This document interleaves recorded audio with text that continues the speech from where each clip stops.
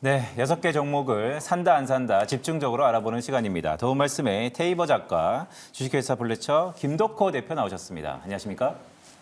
네, 반갑습니다. 개장 이후에 튀어오르는 종목 혹은 개별 재료 안고 있는 그런 종목 6개로 저희가 압축을 해서 살지 말지 두 분께 조언을 구하는 시간인데요. 자, 먼저 본격적으로 시작을 좀 해볼까요? 개별 종목 장세 이어지는 가운데 역시나 첫 번째 종목으로는 SK 하이닉스 점검을 해봐야 될 것 같습니다. 엔비디아 실적 발표를 일단 보자. 잘 나올 거지만 가이던스가 어떻게 되는지가 지금 키포인트 되는 상황인데요. 그럼에도 불구하고 삼성전자 쉬어가지만 SK 하이닉스 또다시 올라갑니다. 과연 반도체 대장주 될 수 있을지. 자, 팻말 준비되셨다면 두 분 산다 안 산다 들어주시죠. SK 하이닉스 두 분 현구간에서에 대한 의견입니다. 안 산다로 일치가 됐는데요. 퇴보 작가님, 네. 기승전 하이닉스 아니었습니까? 네. 오늘의 안 산다는 어떻게 의미 부여해야 될까요? 엔비디아 실적 발표를 했을 때 엔비디아 빠지면 같이 빠질 거고 네. 엔비디아 실적 발표가 오르면 같이 오르는 그런 자리이기 때문에 오히려 지금 같은 경우에는 아직도 없으신 분들 같은 경우에는 오히려 좀 더 관망을 하시는 게 맞지 않나. 오르더라도 엔비디아 실적 발표를 확인하고 난 뒤에 오른 뒤에 따라붙는 게 좀 더 뭐 냉정하게 말씀드리면 네. 현실적인 투자다라고 말씀을 드리고 싶고 제가 최근에 이제 좀 많이 밀고 있는 것 중에서 이제 원형적 사고를 좀 해보자라고 이야기를 하는데 그 부분에서 핵심되는 거는 엔비디아 실적 발표가 났을 때 올라간다라고 하면 보유자분들이 분명히 좋겠죠. 그러고는 이런 부분에서 없는 사람들 같은 경우는 여전히 AI가 좋구나 이렇게 해석하실 수도 있는 거고요. 여기서 만약에 엔비디아가 실적에 대한 실망감 이런 걸로 약간 차익 실현이 나오고 밀린다고 하면은 그럼에도 불구하고 현금이 있는 분들 같은 경우에는 그래도 내가 나한테 살 기회가 주어졌네 이렇게도 해석을 할 수 있는 거거든요. 이런 걸 종합적으로 생각을 해보시면은 오늘보다는 이게 실적 발표가 난 이후에 오르든 빠지든 그때 다시 접근해 보시는 게 어떨까 이렇게 보시는 게 하이닉스 혹은 AI 섹터에 대한 투자 전략이라고 보셔야 될 것 같습니다. 네, 시기가 시기인 만큼 주식시장에서 가장 싫어하는 게 불확실성이니까요. 엔비디아 실적 발표를 앞두고 조금은 보수적으로 가자라는 말씀을 주셨는데, 자, 김덕호 대표 역시도 안 산다예요. 네. 네, 그러니까 사실 그러니까 아까 이제 태보 작가님 말씀하셨던 것처럼 사실 지난주에도 SK 하이닉스를 굉장히 강조를 많이 하셨는데, 그러니까 이미 지금 없는 분들이 이번에 이제 엔비디아 실적만을 기대를 하고 편승을 하겠다. 자, 한번 생각을 해봅시다. 만약에 내가 어떤 이제 자녀가 지금 이제 시험을 앞두고 있는데 이번 시험 성적이 잘 나오면은 잘 나오게 하기 위해서 그동안 치킨도 사주고 많이 좋은 뭐도 해주겠다 이렇게 얘기를 했습니다. 자, 그러면 여기에 대해서 자녀는 이미 기대감을 갖고 여기에 공부를 남들이 열심히 했겠죠. 최선을 다했는데 만약 그랬는데 부모가 요구하는 어느 정도의 성적이 안 되다 보면 사실 자녀들 입장에서는 그래도 내가 달성할 수 있는 가능성이 더 커졌으니까 뭔가 좀 더 기대가 되겠다 이렇게 생각할까요? 아니면은 혼날 거 생각하고 성적표 숨기려고 할까요? 이게 문제입니다. 그러니까 저는 이 5월 그러니까 당장 이제 내일 발표되는 엔비디아에서 당연히 좋은 실적 나온다. 그러면 상승을 하겠지만 상승폭 자체가 사실은 일부 제한적일 거라고 저는 판단하고 있고요. 오히려 만약에 여기서 어닝 서프라이즈 실제 예상보다 조금만 하회를 하더라도 여기에 실망 매물들이 어느 정도 나눠지지 않을까. 그래서 저는 여기에 대한 변동 여파를 좀 주목하셨을 때는 오늘은 아니다. 다만 우리가 조금 더 충분히 이 실적 발표 이후에 어떤 부분에서 실적이 잘 나오는지 그러면 SK 하이닉스가 과연 엔비디아 향 매출을 잡았을 때 과연 정말 어느 정도 점유율을 갖고 우리가 반도체 전쟁에서 승리할 수 있는지 이거를 재편해 보시기에는 좋을 것 같습니다.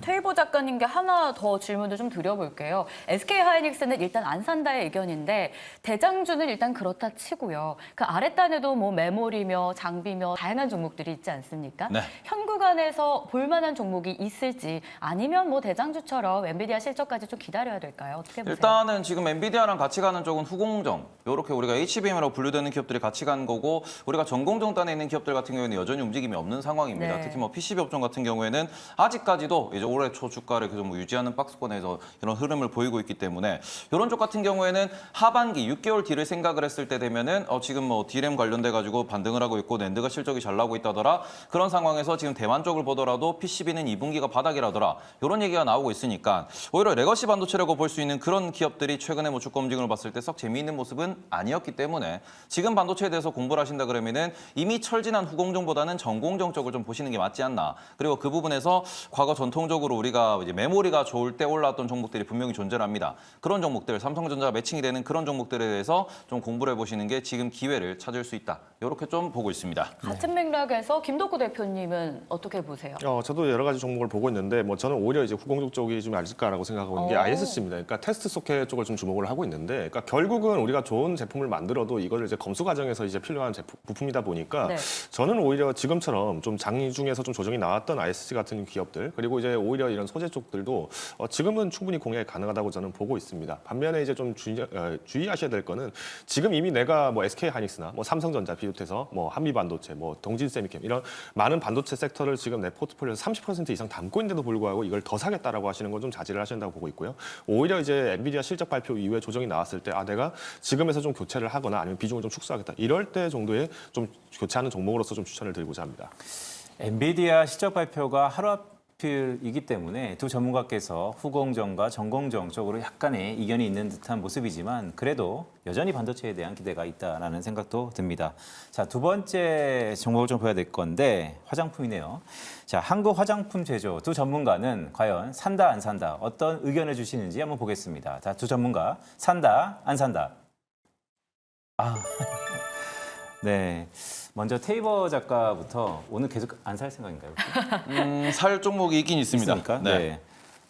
안 산다는 의견이 왜 한국 화장품 제조? 일단은 지금 화장품 섹터가 올라가는 이유는 이게 매출이 올라가고 이익이 올라가고 수출이 늘어나고 우리나라 뷰티가 너무 좋다. 그런 부분에 있어가지고 실적 모멘텀으로 올라가고 있습니다. 근데 한국 화장품 제조 최근 분기 실적을 놓고 보시면은 매출액이 계속 250억 중반 여기를 유지하고 있는 상황이고요. 영업이익률 같은 경우에도 지금 뭐 최근 같은 경우에는 뭐 5% 6% 이렇게 나오고 있는 상황이고 과거도 10% 정도 나오는 상황입니다.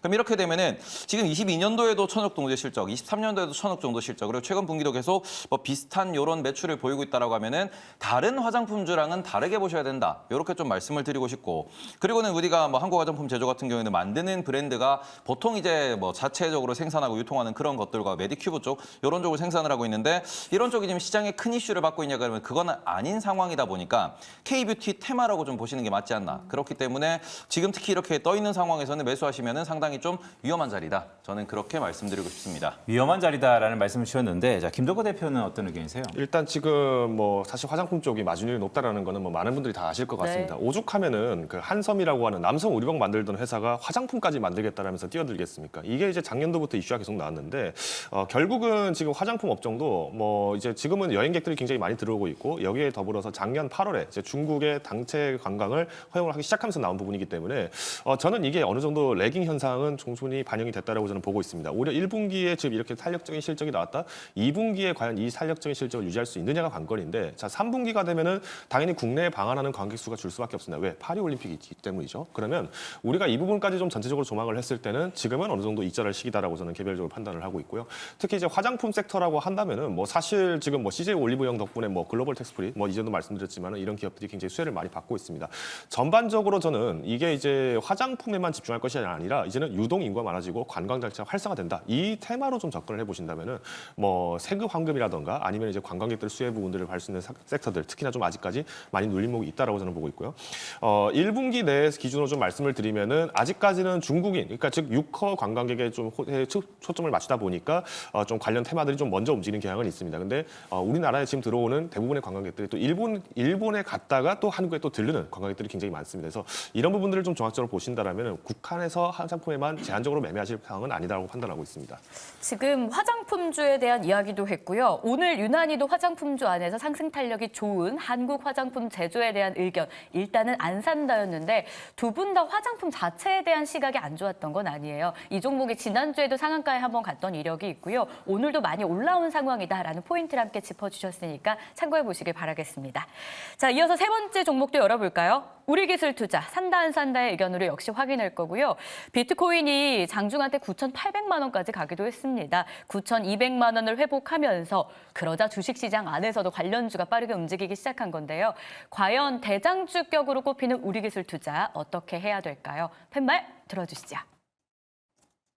네, 안 산다로 일치가 됐습니다. 자, 테이버 작가님 의견부터 들어볼게요. 사실 코인 시세는 변동성이 크다라는 인식이 강하잖아요. 네. 상대적으로 더 안전할 것 같은 주식시장 안에서 관련주를 찾는 분들이 꽤 있더라고요. 네. 비트코인 투자하는 게 당연히 맞긴 한데 네. 그게 어려운 분들한테 조언을 주신다면? 그럼 투자를 안 하시면 되죠. 아, 모든 주식으로는 부재를 안 잡을 된다. 필요는 없습니다. 네. 그리고는 그 비트코인보다 주식이 상대적으로 안전하냐라고 이렇게 이야기하는데 지금 관점에서 지금 시장 분위기에서는 오히려 이런 테마주보다는 비트코인도 안전할 수 있다. 왜냐하면 비트코인 같은 경우에는 이제 보유자분들이나 아니면 이런 뭐 시세 같은 게 형성이 되면서 이게 하나의 뭐 화폐까지는 아니지만 뭔가의 자산군으로 인식이 되고 있는 상황입니다. 근데 우리나라에 있는 그런 그 코인 관련 테마주 같은 경우에는 자산군으로 인식이 되느냐? 그게 아니라 테마기 때문에 그래서 비트코인의 급락 가능성과 우리나라 테마주의 급락 가능성을 놓고 보시면은 어차피 주식은 확률 싸움입니다. 투자는 확률 싸움이기 때문에 그런 상황으로 놓고 보시면 오히려 지금은 비트코인이 우리나라 코인 관련주보다는 좀 더 안전하지 않을까? 이렇게 생각할 수 있는 부분이기 때문에 이런 투자는 이제는 많이 줄이셔야 되지 않나. 오히려 비트코인 ETF가 출시된 이후에 지금 뭐 움직임을 보시면 변동성이 상당히 많이 줄어 있는 상황입니다. 완전히 자산군으로서 편입이 되는 뭐 제도권에 들어오는 그런 모습을 보이고 있기 때문에 오히려 코인 투자에 대해서 진지하게 생각하신다 그러면은 코인 계좌를 개설하시는 게 좀 더 나을 것 같다라고 말씀드리고 싶습니다. 네, 테이버 작가가 주식 방송에서 코인 얘기를 하고 있습니다. 네, 좀 간것 같고요. 자, 김덕호 대표는 우리 기술자 어떻게 생각하고 있나요? 저도 동감입니다. 그러니까 결국은 우리가 이더리움이나 뭐 관련돼 있는 뭐 이거 흔히 말하는 우리가 암호화폐 ETF들을 이제 상장을 한다라고 얘기를 했을 때는 그러면 당연히 암호화폐 전반적으로 거래가 어떻게 될지를 한번 생각을 해보셔야 됩니다. 우리가 암호화폐 거래가 물렸던 원인 중 한 가지가 익명성이 보장되기 때문에 실제로 중국의 대부호들이 일종의 탈세를 목적으로 이렇게 많이 거래를 했었는데 이게 만약에 이더리움 ETF를 상장을 한다? 그러면 중국 당국에서 어떤 얘기부터 할까요? 일단 가상거래 화폐 전부 다 금지. 우리 지금 ETF 있기 때문에 이걸로 다 대체해라. 이렇게 얘기를 하는 순간에는 거래량이 흡수될 수 있겠죠. 그러면 이 ETF도 마찬가지로 영향을 줄 것이고 여기에 대해서 거래를 하려는 세력들도 마찬가지로 거래 매물들이 줄어들기 시작할 겁니다. 그럼 저는 이런 부분까지 고려를 했을 때는 우리 기술 투자가 과연 이 호재만 갖고 접근한다? 그러면 호재가 달성된 이후에는 어떻게 되겠습니까? 당연히 차익 실현 매물이 공격적으로 나올 거라고 저는 판단하기 때문에 저는 오히려 지금 시장에서도 그리고 앞으로 만약에 ETF의 상장만을 가지고 우리 기술 투자를 접근한다? 이 부분은 좀 지양하셔야 된다고 판단하고 있습니다. 네, 두 전문가께서 우리 기술 투자는 약간의 테마성이다라는 이벤트성으로 접근을 좀 하신 것 같습니다. 네, 둘 다 보수적인 의견을 좀 주셨고요. 자, 네 번째 종목으로 가볼까요? 네, 또 LS인데 LS 마린 솔루션. 네, 두 전문가 산다 안 산다 팻말을 들어주시기 바랍니다. 네, 김덕호 대표는 이번에도 안 네. 산다로 일치가 됐습니다. 이게 지금 해적 케이블 업체인 LS 마린 솔루션이고요. 독점적 위치다라는 말이 있어요. 그럼에도 불구하고 안 산다라고 하는 데는 이유가 있을까요? 해적 케이블의 독점적 위치를 갖고 있는 기업은 LS 전선이죠.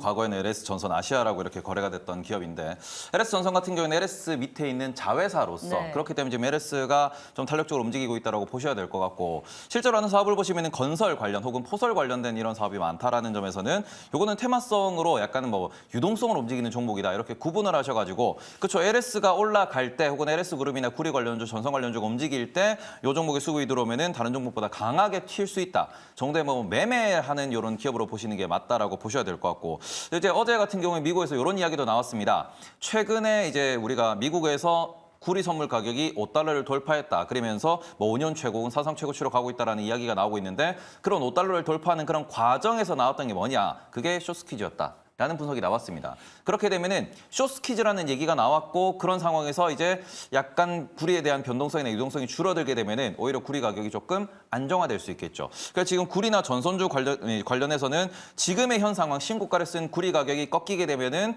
구리 전선 관련돼서도 우리가 약간 차익 실현을 노려야 되는 그런 구간에 접했다라고 보셔야 될 것 같고 그리고 5월 말일자로 HD 현대엘렉트릭 같은 경우에도 MSCI 편입이 이제 확정되어 있기 때문에 그렇게 되면은 오히려 6월이 되면은 뭐 변압기 대장주라고 볼 수 있는 HD 현대엘렉트릭에 대한 수급도 약간 뒤집어질 수 있다라는 점에서 그렇게 보시면은 약간은 지금은 경계해야 되는 구간이다라고 보셨으면 좋겠다라고 말씀드리고 싶습니다. H현대 일렉트릭과 더불어서 이벤트 소멸이에 수급이 약간 반전될 수 있다라는 말씀까지 주셨는데 김덕호 대표는 어떻게 좀 보세요? 저도 마찬가지로 지금 이제 LS 마린 솔루션도 마찬가지고 지금 이제 전선주들이 전반적으로 테마성으로 지금 굉장히 많이 엮여 있습니다. 네. 이 부분은 뭐 아까 태균 작가님 말씀하신 거랑 동일하게 지금 구리 가격 연동이 굉장히 심해졌죠. 제가 그러다 보니까 이제 지난주인가요? 지지난주인가 제가 한번 소개드렸던 고려아연도 마찬가지로 지금 얘는 상승을 하고 있는데 자 결국은 이제 이 전선 관련된 수요가 늘어나는 것은 사실이냐 아니면 닥터코퍼의 영향이냐고 봤을 때 두 가지가 지금 동반돼 있는 것도 사실입니다. 왜 아직까지 금리 인하를 안 했기 때문이도 있고요. 그리고 금리 인하를 하지 않고도 지금 반도체 소요가 워낙 커지고 그리고 여기에 따른 전력 소요가 커지고 있다는 게 나타난 것이 지금 전선주입니다. 근데 중요한 거는 이 전선만 깐다라고 해서 소요가 모든 게 회복이 되냐 그렇지는 않다는 겁니다. 결국에는 이 부분들을 송전하는 발전기가 다시 이제 건설이 돼야 될 것이고 발전기가 선전되면은 여기에 대한 전압 분산을 할 수 있는 변압기 설치가 다시 진행됩니다. 그러면 이게 순환매가 됐을 때 과연 지금처럼 실적 대비했을 때 변동을 좀 더 크게 보였던 섹터가 어디 있느냐라고 살펴봤을 때는 때는 저는 전선주는 지금은 조금 자제하셔야 한다고 저는 판단을 하고 있고요. 아까 말씀드렸던 뭐 고려아이나 이런 정광주들 같은 경우에는 오히려 구리 가격이 떨어지면 더 좋지 않겠습니까? 왜? 그만큼 더 많은 기업들이 지금 구리 수요가 늘어나고 있고 여기에 대해서 활성화하기 위해서 지금 더 구리 수요를 요청할 수밖에 없기 때문에 그러면 마진율이 올라간다고 보시면 됩니다. 그래서 저는 지금 시점에서 전선주를 매매한다. 정말 단기적인 내가 수익 매매를 정말 자신 있다 하시는 분들이라면 모르겠습니다만은 지금 어떻게 보면은 이 수요에 기대를 해서 편승해서 지금 오늘처럼 이렇게 상승을 했을 때 탑승한다. 이거는 조금 자제하시지 않을까 판단하고 있습니다. 네. 전선주 전반적으로도 좀 단기 매매 강한 분들 아니라면 좀 위험할 수 있다라는 추가 덧붙임의 의견이 있었으니까 참고해 보시고요. 자, 그럼 다섯 번째 종목으로 넘어가겠습니다. JYP 엔터 결국 하락을 하다가 6만 원 선이 깨졌습니다. 오늘은 신저가를 기록하고 있어서 하락하는 종목이지만 어쩌면 매수 기회 되지 않을까 싶어서 넣어봤는데요. 과연 두 분의 의견은 어떨까요? 펜발 들어주시죠. 네, 두 분은 오늘 이 자리에서 매매 기회를 찾습니다. 테이버 작가부터 의견 주시죠.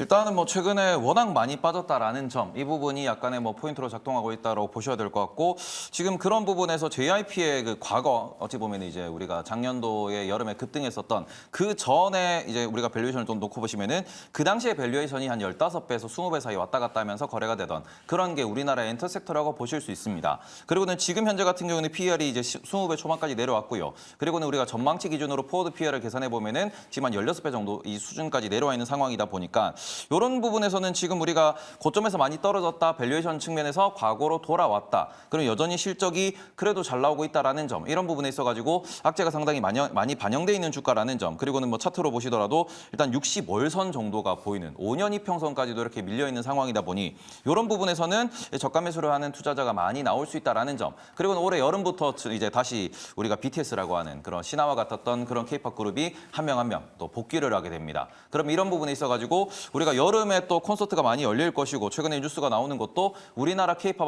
아티스트들이 해외에 있는 페스티벌에 많이 또 이렇게 초청받고 있다라는 부분, 그런 부분에서 뭐 실적에 대해서도 여전히 꺾이지 않았다, 혹은 K-팝도 여전히 꺾이지 않았다, 그런 부분이 지금의 노이즈가 해결되고 나면은 또 반등의 기회를 모색할 수 있다라고 생각을 해서 요 정도면은 우리가 매수를 해도 좋지 않을까라고 생각하고 있습니다. 테이버 작가가 JYP 엔터를 주목하는 이유는 크게 두 가지인데, 일단 싸졌다. 네. 근데 두 번째, 아이콘들이 돌아온다. 네. 그러니까 시기가 왔다라는 건데, 자, 김덕호 대표는 그럼 어떤 호재로 좋게 보시는 거예요? 일단 실적이죠. 1분기 실적 보신 분들 아시겠습니다만은 이제 실제로 이제 실적이 많이 후퇴를 했다. 그래서 이제 실망 매물도 많이 나오고 있는 게 지난 5월 13일부터 해서 좀 조정이 나왔다라고 이제 판단을 하고 있는데, 그럼 여기서 이제 주목할 거는 그럼 실적이 왜 떨어졌냐를 이제 역추적을 해보셔야 됩니다. 그러니까 지금 음반 사업이 사실은 전년도 대비했을 때 누적 판매량을 기준으로 해보더라도, 그러니까 수치적으로 보더라도 4분의 1이 안 됩니다. 그러니까 전년도보다 매출이 줄었다는 얘기입니다. 그러면 이게 이제 우리가 음반이라고 한다는 거는, 음원 음반이라고 한다는 거는 뭐 우리가 이 뭐 MP3를 과거에 MP3를 다운받듯이 우리가 뭐 유튜브에서 결제를 할 수, 이런 구독 서비스를 할 때 있어서 이게 뭐 공간적이거나 날씨나 어떤 시간에 제약이 있습니까? 그런 건 없습니다. 오히려 제약이 있는 것은 콘서트라든가 광고 부분이 될 수 있겠죠. 자, 콘서트 같은 경우에도 우리가 스테디움이나 이런 걸 빌려서 진행을 하는데, 콘서트는 작년도 대비했을 때보다도 오히려 공연이 늘어났습니다. 작년에 날씨가 좀 싸늘하고 추웠는데도 불구하고 많은 사람들이 이 공연을 보러 왔다라는 거는 그만큼 한류 영평이 다시 돌아오기 시작했다는 그 증거라고 저는 말씀을 드릴 수 있을 것 같고요. 여기에 두 번째로 좀 살펴보고 싶은 건 뭐냐면은 일단 이제 우리가 이제 사업 부문을 이제 투자를 했을 때, 그러면 지금 JYP 엔터가 주가가 지금 저평가된 거에서 아까 뭐 하이브도 영향이 있지 않느냐 이렇게 말씀하시는데 맞는 말씀입니다. 왜냐하면 지금 하이브를 시작으로 해서 지금 레이블 업계로 진출을 하려고 했던 많은 엔터사들이 이거 레이블들 키워놨다 보니까 다시 또 뒤통수 맞는 거 아니냐, 이러다 보니 조금 현실적으로 조금 경계감이 좀 올라간 건 사실입니다. 그렇다 하더라도 레이블의 가장 큰 강점이라는 건 뭐냐면은 현지 공략에 특화되어 있는 아이돌 그룹을 육성하겠다라는 타겟팅 목적이 있기 때문에 오히려 초기 성장세는 좀 빠를 수 있다라는 거죠. 그래서 저는 이 부분을 좀 고려를 했을 때는 지금은 JYP 엔터가 차라리 조금 낫다라고 할 수 좀 말씀드릴 수 같고요. 아까 제가 저기 실시간 채팅을 잠깐 봤습니다만 네. 혹여나 지금 시점에 좀 추가로 물타기라는 건 어떨까요?라고 말씀하시는 분들이 계신데, 저는 이 부분은 좀 반대입니다. 그러니까 아직 이번에 이제 바로 어제죠. 그러니까 넥스트가 이제 마찬가지로 이제 등판을 하기 시작했습니다만은, 아까 말씀드렸던 이 음원 판매 부분이 과연 이 넥스트로부터 이제 연결 매출이 나오기 시작하느냐, 이거를 주목을 하셔야 되기 때문에 저는 2분기 때까지는 조금 추가 매수는 자제하시자 정도로 요약을 드리겠습니다. 알겠습니다. 지금 두 분이요. 산다 안 산다 4연속 안 사겠다고 하셨는데 JYP에서 처음으로 사겠다라는 의견을 주셨습니다. 왜 그런지 이야기를 들어봤고요. 마지막으로 한 종목 남겨 있습니다. 이 종목에 대한 의견이 어떨지 더 궁금해지는데 바로 에코프로 머티입니다. 장중 저점에서 거래되고 있고요. 오늘 9만 원 선을 지지해 줄지 이것도 의문인 상황입니다. 내용은 이대주주의 블록딜 소식이 악재가 되는 모습인데요. 자, 먼저 팻말로 산다 안 산다부터 확인해 보겠습니다. 들어주시죠. 네, 다시 한번 안 산다로 일치가 됐습니다. 혹시 입을 맞추고 들어오셨습니까, 두 분? 아닙니다. 아닌데 마음이 저희- 이렇게 맞는다. 저희 만난 지 한 30초밖에 안 됐습니다. 좋습니다. 어떤 내용 때문일지 내용도 동일할지 한번 볼게요. 테이버 작가님부터 주시죠. 일단 에코프로 머티 같은 경우에는 에코프로 그룹주로 상장하자마자 올라갔습니다. 근데 우리가 상장하자마자 올라갔던 그 시나리오를 조금 체크를 해보셔야 되는 게 상장하자마자 이게 약간 그 투심이 몰리면서 개인 투자자가 많이 몰려들었고요. 그러면서 코스피 200 특례 편입이라는 이슈로 올라갔습니다. 그런데 우리가 지금 금감원에서 얘기가 나오는 게 뭐냐 그러면은 어제도 이제 이슈가 됐겠지만 공매도 재개라는 부분이 언급이 되고 있습니다. 이렇게 되면은 가장 우리가 공매도 재개에서 타겟이 될 수 있는 뭐 그런 여러 가지 종목들을 추려봐야 될 텐데 지금 공매도 부분 재개 얘기가 나온다는 소리는 다시 한번 코스피 200과 코스닥 150에 있는 종목들에 대한 공매도가 재개될 수 있다는 것이고 그 부분에 있어서 공매도가 금지되고 난 뒤에 코스피 100에 편입되어 있고 시가총액이 여전히 높은 기업들을 찾는 게 어찌 보면은 공매도 투자 아이디어를 가진 사람들의 뭔가 이제 연결점이 나올 수 있을 텐데 그 부분에 있어가지고 에코프로 머티 같은 경우에는 이제 코스피 200에 신규로 편입되어 있고 그리고는 시가총액이 높으며 지금 매출단 대비로 시가총액이 매우 높은 PSR이 5배가 넘어가는 그런 기업이라는 점에서 또 추가적으로 좀 2차 전지라고 하는 그런 시황이 앞으로도 회복되기가 조금 시간이 걸린다라는 점에서는 가장 좀 리스크가 큰 종목이라고 볼 수 있습니다. 이런 상황에서 대주주의 매도 소식까지 나왔다라는 소리는 결국에는 뭐 시장에서는 이 종목에 대해서 시간이 많이 걸리겠구나 혹은 공매도가 재개되었을 때 뭔가 주가의 조정이 나올 수 있겠구나라는 이런 공포를 자극할 수 있기 때문에 이걸로 떨어진다라고 하면은 요거를 지금 건드는 것은 뭐 이게 과대낙폭을 건든다라고 하더라도 신저가를 쓰고 있는 이런 상황에서는 조금 우리가 피해야 되지 않을까 이렇게 생각할 수 있을 것 같습니다. 그러니까요. 테이버 작가가 말씀 주셨던 것처럼 수급도 좀 안 좋았는데 블록들이 나왔단 말이죠. 네. 이 부분이 약간 좀 의구심이 드는데 김덕호 대표는 어떻게 좀 보세요? 이 블록들. 네, 오늘 뭐 아무래도 이제 이렇게 파란 장이 나왔던 것도 파랗게 만들어놓고 도망간 회사가 있기 때문에 그렇죠. 블루런 벤처스라고 좀 이름이 좀 재밌는데 이 LG그룹 이제 고 구본무 회장 장녀의 이제 남편입니다. 그러니까 이분이 지금 이끌고 있는 게 블루런 벤처스라고 해서 지금 이제 에코프로머티에 대해서 24% 정도 이렇게 지분을 갖고 있는데 여기에서 지금 블록딜을 행사를 한 게 2,041억 원 정도를 이제 매도를 하려고 하다 보니까 이제 지금 현 시가보다는 아무래도 이제 7% 후퇴를 한 93,000원에 이제 매도 물량을 지금 체결을 하게 됐는데 저는 이 부분을 보면서 좀 걱정스러웠던 게 뭐냐면은 이제 드디어 예상된 결과가 하나 나왔다. 즉 우리가 항상 IPO를 하게 될 때면은 초반에만 기억을 하다 보니까 이게 항상 상장한 이후에 좀 잊혀지는 분야가 뭐냐면은 보호예수 물량입니다. 근데 지금 보호예수 물량이 지금 6개월 물량이 아직까지 남아 있고요. 지금 이번에 매도가 됐던 물량을 이제 2,041억 원을 이제 나눠 보니까 약 2,190주 정도가 됩니다. 지금 현재 6개월 확약 물량에서 지금 잡혀 있는 물량은 49만 4천 주입니다. 그러면 이 물량들이 지금 서서히 나오기 시작한다. 그러면 지금은 저점이라고 확신을 하기는 좀 어려울 수 있다라고 저는 좀 말씀을 드리겠고요. 차라리 거래가 좀 활성화된 이후에라도 지금의 주가를 계속 꾸준히 이어진다. 그러면 잘 낫습니다. 왜냐 그만큼 거래 물량에 대해서 해소 부분들이 좀 리스크가 떨어졌기 때문에 저는 판단한다고 보면 될 것 같고요. 그래서 일단 지금 에코프로가 우리가 과거에 공모가가 36,200원이었다는 점을 좀 감안을 해봤을 때는 지금도 여전히 갖고 있던 사람들이 매도를 했을 때는 비싸게 팔 수 있다는 점입니다. 그러면 사실상 물려있는 물량들을 파는 게 나을까요? 아까 말씀드린 것처럼 이제 테이버 작가님 말씀하셨던 것처럼 공매도 만약 재개된다. 그럼 갖고 있는 걸 파는 게 나을까요? 아니면은 계속 손실 보는 걸 예상하면서 더 살 준비를 해야 될까요? 팔고 말겠죠. 그래서 저는 오늘 시장에서 이렇게 급락이 나온 것에 대해서 굉장히 매력적인 위치에 주가가 나온 것은 사실입니다만은 우리가 이 이슈를 봤을 때는 당장 접근하기 조금 어렵다라고 판단하고 있습니다. 알겠습니다. 마지막으로 에코프로 머티까지 저희가 투자 의견 들어봤는데 두 분은 안 산다로 일치가 됐습니다. 사실 저희가 산다 안 산다 비중을 좀 맞춰보려고 노력을 했는데요. 오늘 두 분이 대부분이 안 산다. 그리고 하나 샀죠. JYP 엔터였는데 혹시 못다한 이야기가 있으면 그걸 간략하게 좀 들어보고 엔터 전반에 대한 의견도 확인을 좀 해봐야 될 것 같아요. 근데 그 테이버 작가한테 제가 여쭤보고 싶은 네. 게 오늘 글쎄요. 저희가 한 2달 동안 이 엔비디아 실적이 약간의 분수령이 될 것 같다라는 얘기를 계속해서 했었는데 오늘 공교롭게 두 전문가께서 SK하이닉스, 반도체, 화장품, 전선 그동안 약간 수급적인 테마와 주도주 성격이 있었던 것을 다 보수적으로 보고 약간 물려 있었던 엔터를 사자라고 하셨던 이유를 잘 들어보면 지금 시기가 약간 시장의 분수령이라고 보시는 건가요? 미국에서도 지금 변곡점이 될 수 있다라는 이야기를 많이 하고 있는 중이고 그런 상황에서 우리나라 같은 경우에는 변곡점이 된다라고 하면은 잡을 수 있는 포인트는 뭐 한 두 가지 정도가 있겠죠. 삼성전자 HBM 소식이 나오면서 삼성전자 관련주 지금까지 눌려 있었던 삼성전자 쪽에 수급이 들어올 거냐 요걸 하나를 봐야 될 거고 그리고는 지금 우리가 전선도 마찬가지고 화장품도 마찬가지고 변압기도 마찬가지고 올라갔던 거는 뭔가 굴이라고 하는 혹은 우리가 실적이라고 하는 수출이라고 하는 숫자에 근거한 이러한 수급이 많이 좀 쏠려왔었습니다. 그러면은 지금 이런 부분에서 다시 한번 숫자와 밸류에이션을 놓고 보면은 반도체 같은 경우에는 하이닉스가 올라가면서 지금 엔비디아가 우리가 1000달러라는 그런 목표 주가 혹은 그러한 라인을 목전에 두고 있듯이 하이닉스 같은 경우도 20만 원이라는 라인을 목전에 두고 있는 상황입니다. 그러다 보니 이런 것들도 하나의 저항선으로 작용할 수 있는 부분이고 그리고는 우리가 뭐 구리 같은 경우, 변압기 같은 경우에도 대장주라고 볼 수 있는 그런 기업들의 지금 PER이 40배까지 올라가 있는 상황이에요.